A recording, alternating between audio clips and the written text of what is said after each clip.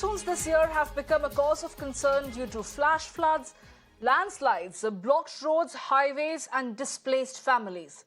The monsoon misery has grabbed the headlines daily. But today, we take you to the other side of this story. A place where hope, help and humility dominated and won over the wrath of monsoon. Today, we want you to meet Sakshi Sawhney, the Deputy Commissioner of Patiala, the hero who walked into the storm to help her people. The 33-year-old IAS officer, who is also a young mother to a 3-year-old, made sure to be present on ground in times of crisis. Not just field inspection, Soni also used technology to her advantage to regularly communicate with the people directly to quell any rumors or disinformation, ensuring that people are her foremost priority and that their safety, comfort and rehabilitation gains prominence amid the monsoon deluge. And joining me right now is Sakshi Sawhney herself. Welcome to this conversation, Ms. Sawhney. Thank you so much for joining us here at Mirror Now. Good afternoon. First, congratulations. You are a beacon of hope. You are the hero that the people are looking towards today.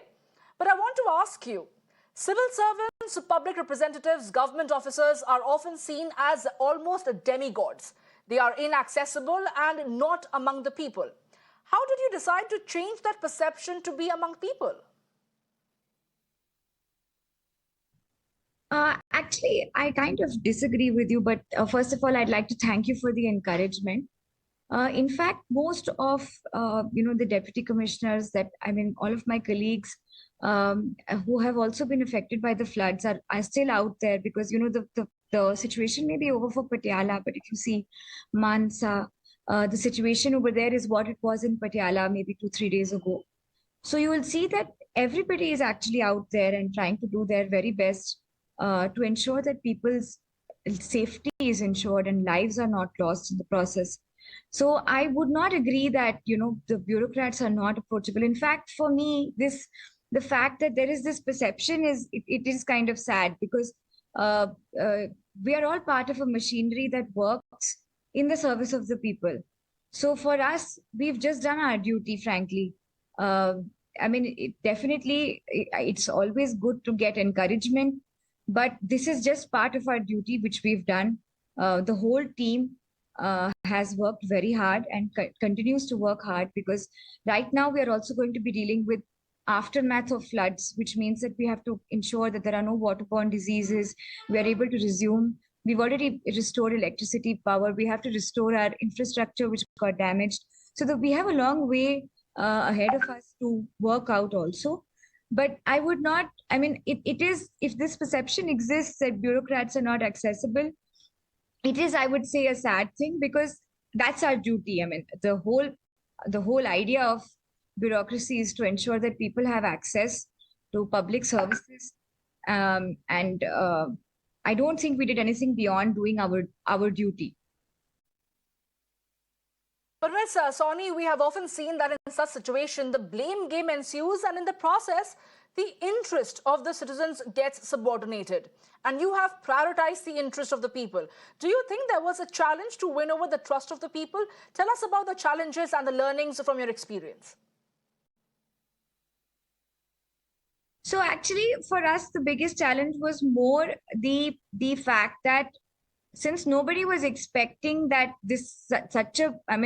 such volumes of water would flow into Patiala, that people did not want to evacuate initially. So even though we had sent out our first evacuation order on Sunday, and people did not evacuate at all, we had spent the whole night trying to persuade them to immediately negotiate and with them that we will keep your houses safe, but you need to move to our rehabilitation centers.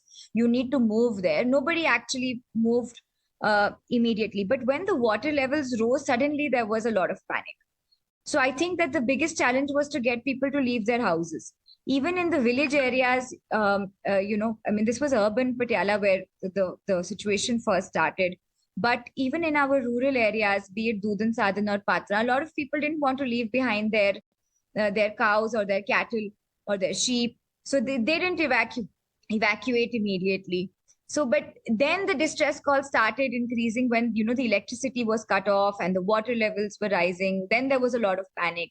Then, we had to call in the rescue boats from the army and the NDRF, who have done an amazing job at getting people out. So I think the first challenge was getting people out of their homes and making people realize the gravity of the situation that we are facing. Because, no, a lot of this generation may not have even seen the floods that had happened in 1993, a lot of the young people. So that was one of our challenges. The second challenge, I think, was uh, getting the rescue and relief material across, because initially we started rescuing with tractors and trolleys, because there was not enough, there was not so much water that we needed boats.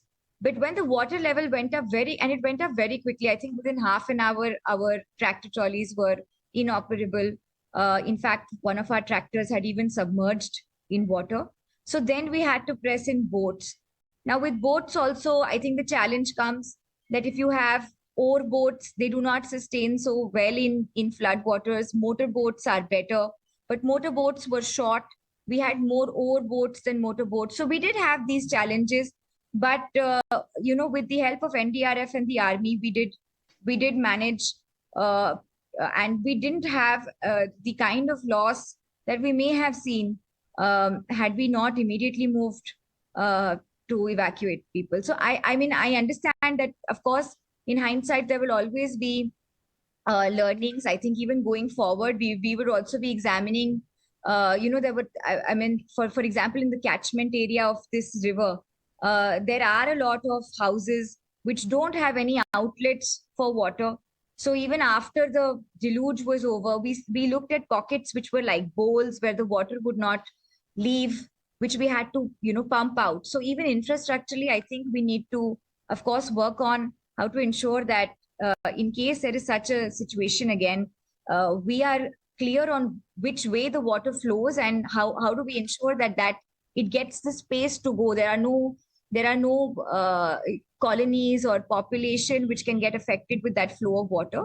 So certainly, we will be using this whole deluge that we have lived also as an experience to learn from and to see what we can do going forward.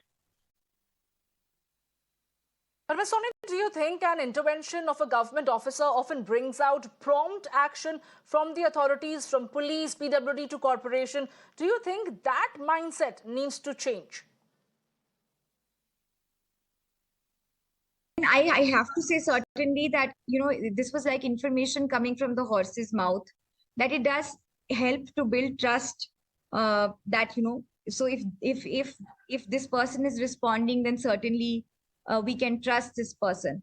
And it also built a lot of, so for all the people that I had ensured that, we will ensure that we get a boat to you, it was also it became my personal responsibility to ensure that a boat reached them.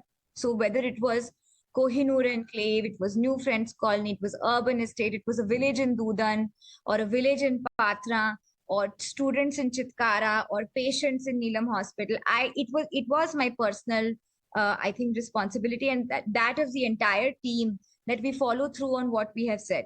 So, it was a massive, I think, at least in case there is this perception that, the bureaucracy doesn't respond, I do hope that this brings back at least the trust in the system, that this is what we are here for. And this is our primary job. So we will respond. I mean, this is our duty. We've not done anything outside our duty. We've actually just done what we have joined the service to do, which is to serve you. So I hope this brings back some trust in the system in case it doesn't exist, which I hope is not the case also. Well, absolutely, Ms. Sawhney. Thank you so much for taking our time and joining us over here at Mirror Now. And we can only hope that more and more civil servants would take a leaf out of your experience and perhaps be there among people when they need them the most.